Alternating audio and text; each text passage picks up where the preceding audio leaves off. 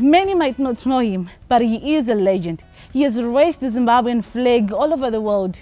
Well, thanks to his martial arts talent. Yes, I have the man right here, right now on Living Legends, and the hoo-ha, hoo-ha, hoo-ha, WILFRED Ninja Mashaya, right here on Living Legends, proudly brought to you by Teleso Zimbabwe. Their tariffs are very cheap. You can find their line in any Teleso line shop that is available near you. And guess what? When you recharge, you get 100 mega bonus just for you, our customers, in proud partnership with Proton Bakers. Their cookies are crunchy, sweet, and you know what? They are found in 250 grams, 700 grams, 1 kg as well as 2 kg. And Anwanzi Maramba Waraira. Thanks to Indigo Interior right here, right now. These beautiful couches I am sitting on. I hope you guys go one day and you buy from their couches. I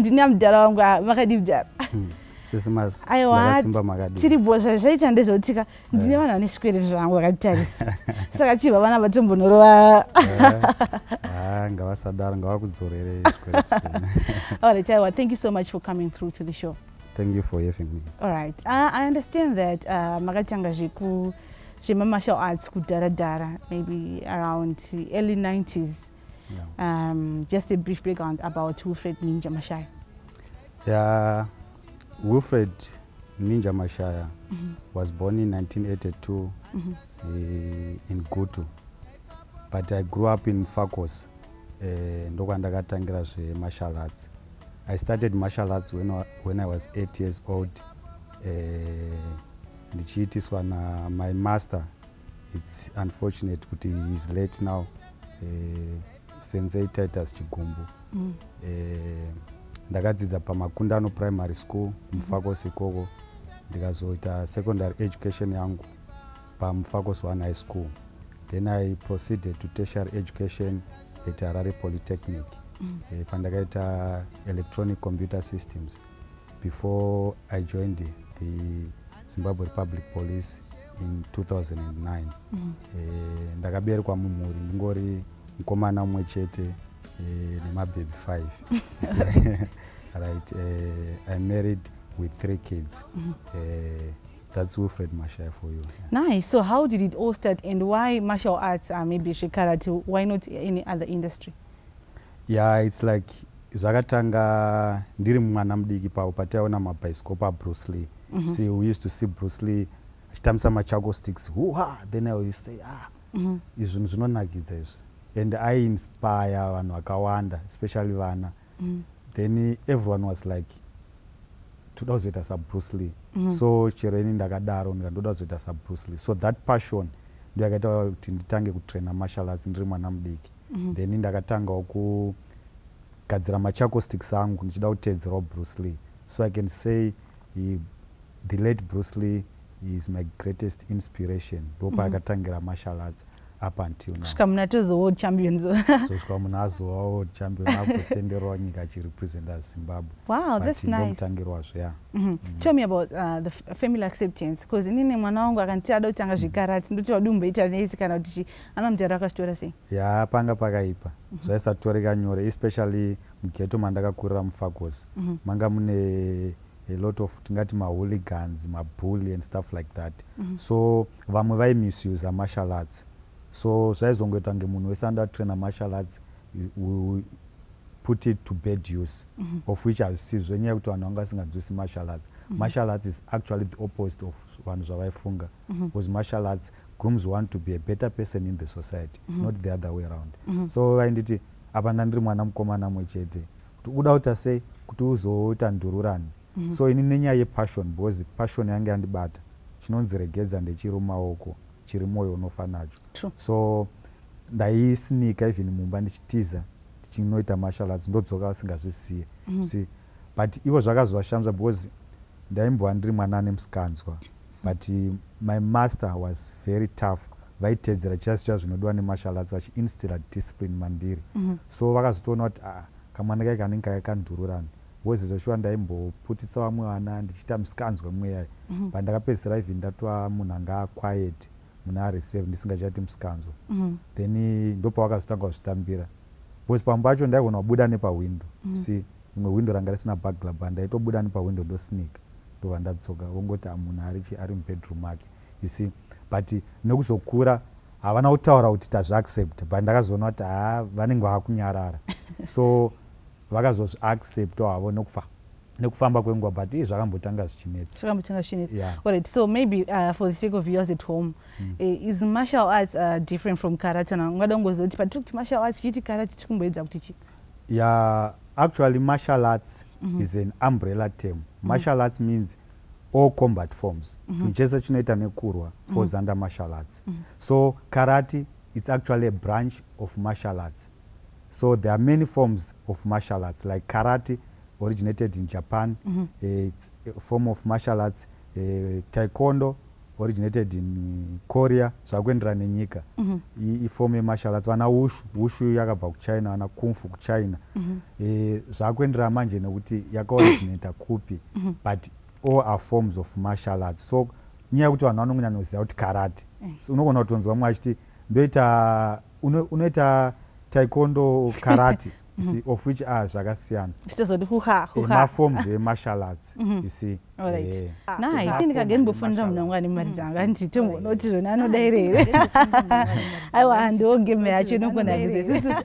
as human beings, yeah, sure. Pagadaro is staying to Kurzara to Taurana Munzvisan.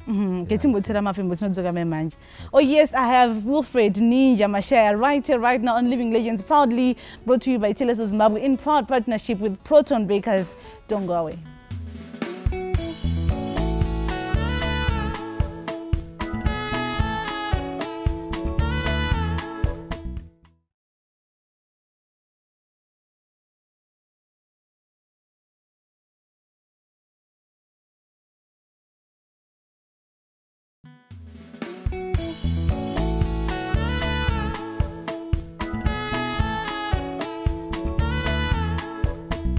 Second segment of Living Legends, and thank you so much for tuning in. I hope you're enjoying yourselves as much as I'm doing right here, right now. And of course, today I brought you a different legend with Karate Kamchimbo. He is a world champion and he has toured around the world representing our own country, Zimbabwe.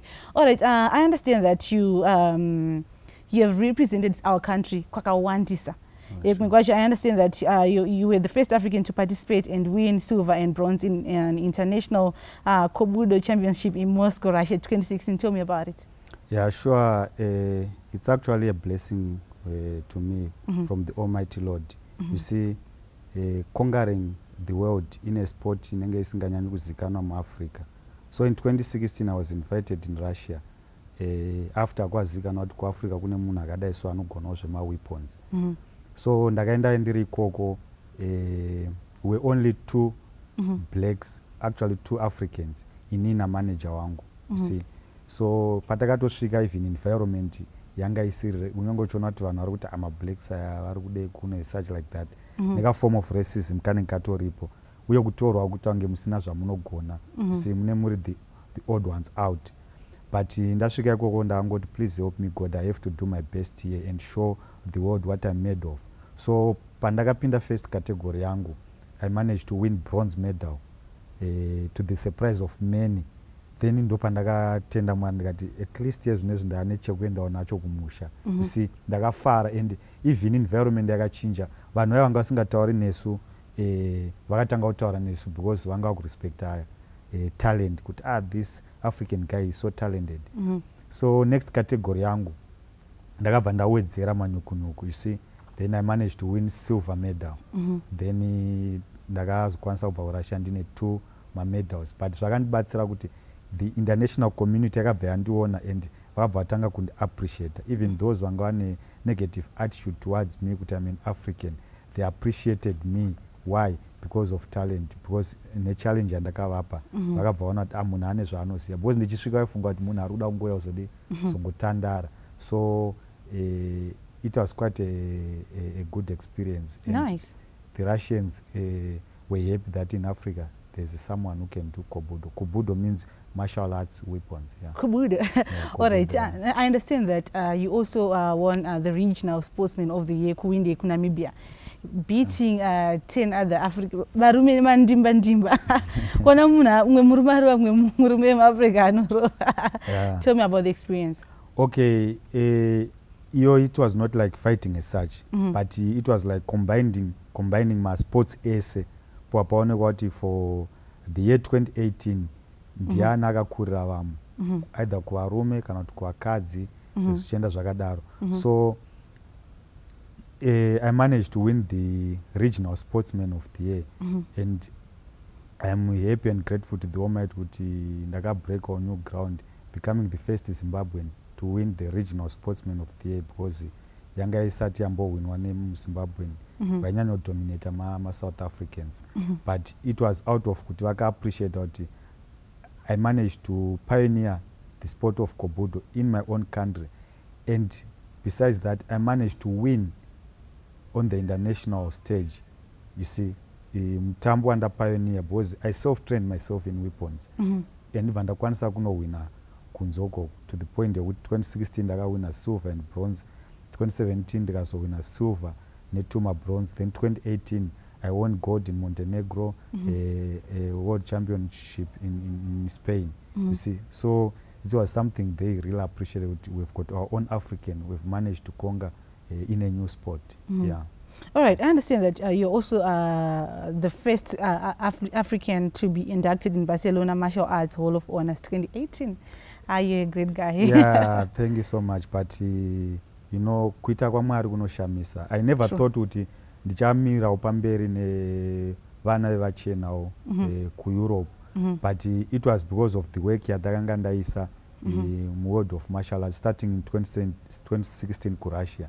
So the international community zvainoita ikaona kuti uri kuachieva vanotanga kukufollowa, and I really appreciate the international community because now they were not considering kuti munhu uyu mutema here ndokuafrica here religion yake no, now they were actually respecting my talent.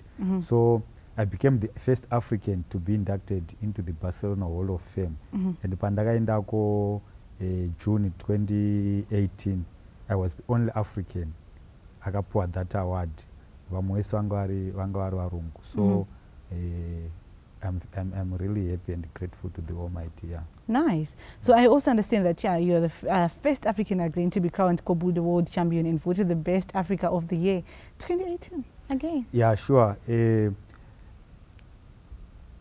Zvakandishamisa kuti, you see, pandakawina gold medal ku Montenegro, nepanda ndawina futi ku previous year yacho 2017 ku Russia ndawina 3 medals.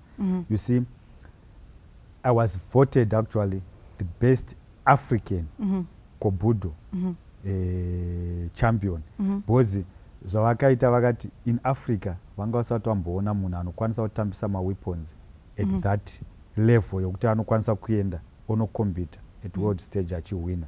So ndakabva ndapuwa 2 awards, an award of honor and integrity from Spain, ndibva ndapuwa imwe award from Montenegro for those achievements.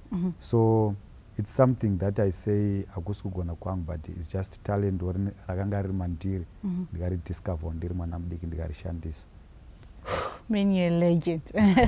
But I understand that right now you're being celebrated internationally. Do you think back home vanokupa same respect saying yamurupiwa kunze?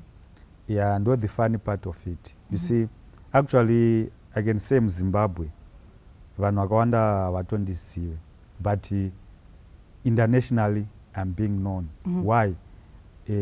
I've been inducted into 6 European Hall of Fames.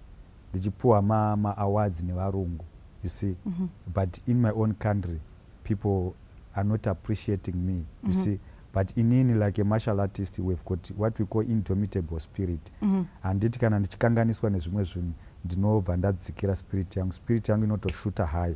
That's why muri kuona kuti even through my tribulations and struggles, even ndisingakwanisi kuwana enough recognition in my own country, but pandakaita exposure ku international community, now they are giving me awards. I was awarded an award Barcelona Hall of Fame, an award in the Italian Hall of Fame, award in the Serbian Hall of Fame, Portugal Lisbon Hall of Fame, and recently in June 2019, the big one, I was inducted into the international London Hall of Fame United Kingdom in absentia anokwanisa kutonotora award yacho because ndandisipo but ndakatoudzwa kuti you African guy, we've got an award for the work that you are doing as a martial artist. I want big up Mdaram legend. Yes, I have Ninja Mashaya right here, right now on Living Legends, proudly brought to you by Telesos Mab in proud partnership with Proton Bakers. Stay tuned.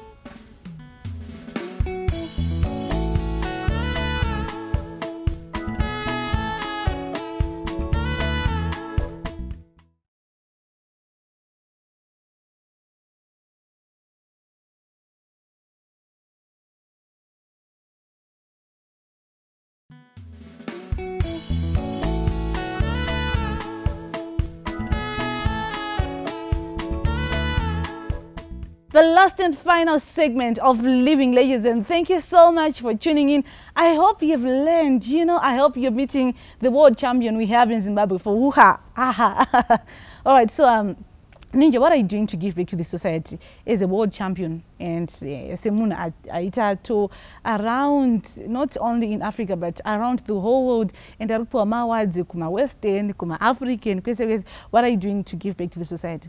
Yeah, sure, in life we live for each other, and for me, I'm grateful to my late master Sensei Titus Chigumbu and other masters wakandi trainer. Even before Sensei Titus, pane vamwe vakatanga kundi trainer, but akazonditrainer straight ndi Sensei Titus Chigumbu.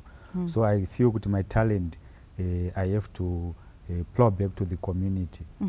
Saka ndakatanga ma programs, I have an academy, andiri kushura kuti tikazwana enough support chakwanisa kukura, ndiri kutraina vana kuma ghettos, ranyanya kukura izvinezvi mufakose nevana vari kutraina ikoko. Then I also have an academy at Morris Depot. So I'm training both vana, vakadzi nevanhu vakuru, so that I can pass my talent to them pa level kuti nechida kutoti vatozokombitawo internationally. But esport yakanakira for health, then kudzidzawo self defense and stuff like that. So ndozvo yakanakira. So even chero chidzisa vana tinochiwadza kuti it's for your own personal benefit, because a martial artist is someone who is strong. Hauoni martial artist ane mafuta, because inokusvina mafuta. Hauoni martial artist anorwara. Then martial artist munhu anoziva ma self defense ekuti hauattack zvimwe zviya zvichihwa zvazvinotindi zvichiwaiwai. But professionally esport ine discipline yekuti you will be a good example in the society. So even ndichiticha vana ka tenchivaticha kuti vaye good example in the society, no matter how dangerous you are, because unenge une beast iri mauri iri dangerous, but unoiti iwe tsikama. But painoshandiswa then panoita ivhokano chai, but haishandiswi pese pese, even to protect others. You see, that's martial arts, not about even protect myself. Ndokuona imi muchiatakwa ndiri nema hooligans, people out there vamwe vacho imhuka. You see, they don't havana basa kuti muri mukadzi kana vanongoda kungokurovai for their personal needs, maybe vauda kutorera mari or stuff like even to the point yekuda kurepai.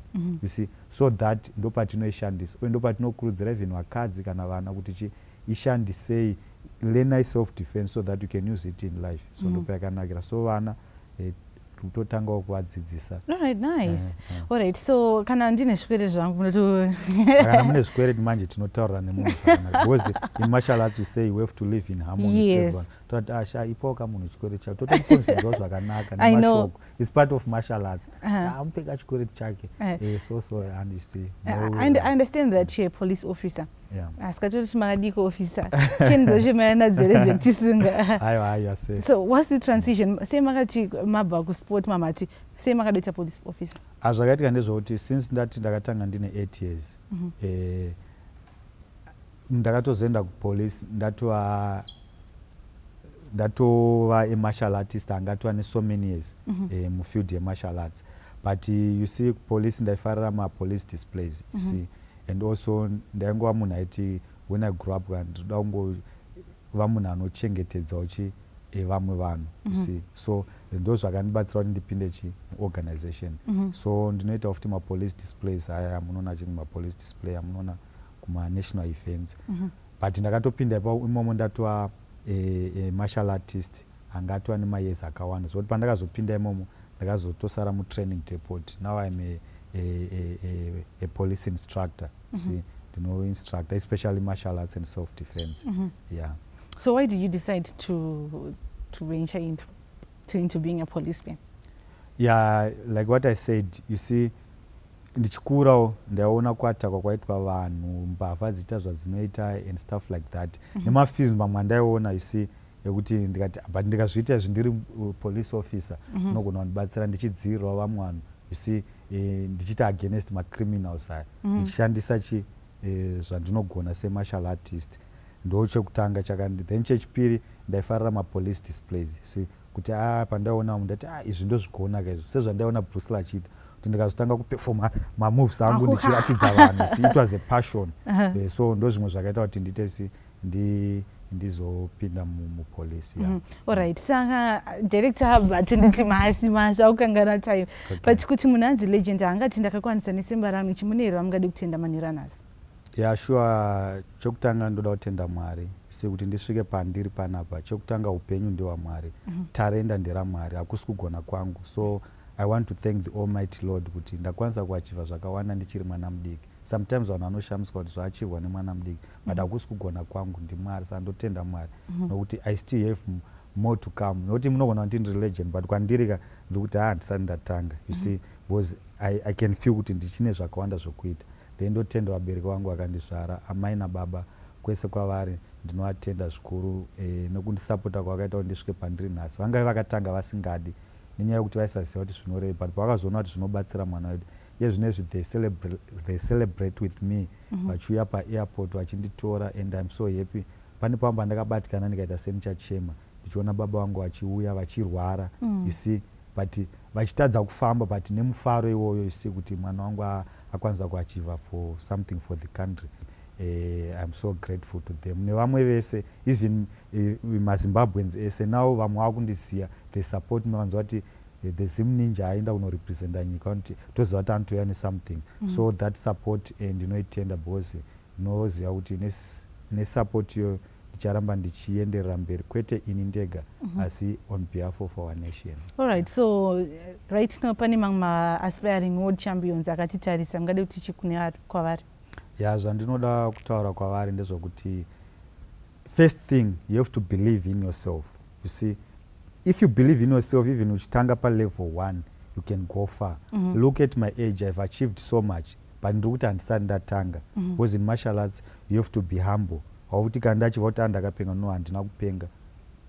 Hatinoti muridzi zvose ndimwari. So ndinoti kwavari ini ndakatanga pasi, so ndisingatozivi ndichaita champion, but nenyaya yekushingirira, nenyaya yekubhiliva ndaiti ndozviita. Pandakaenda kuRussia handina kutya maRussians kana kutya maJapanese kana ndakati inini ndoziva kuti Mwari talent ravakaisa mandiri rakafanana neri murungu. So panapa i50-50.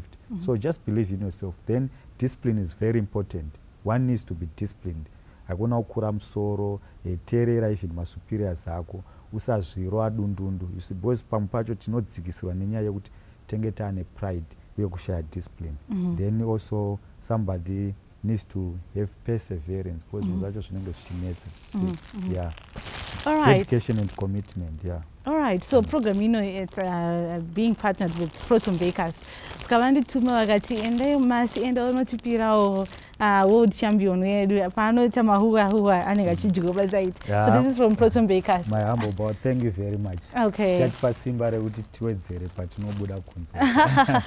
All right, that was WILFRED Mashaya right here, right now on Living Legends. Thank you so much for staying tuned to this program. I hope you enjoyed yourselves as much as we did back in the studio. So I must go, but do not worry yourselves, because next week again, I'm back same time, same place with another legend. So if you have views and comments, you're on Facebook, we are on Insta, we are on WhatsApp, get back to us and we'll talk more. So from myself, Maslin Bondamakara, the Living Legends, the ZBC crew actually that was running around to make this show possible.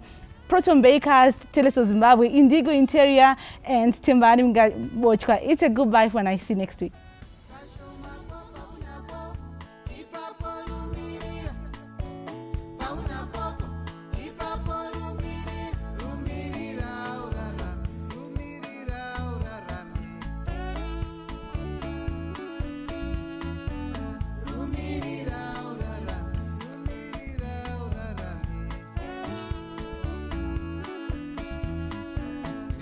Mashayo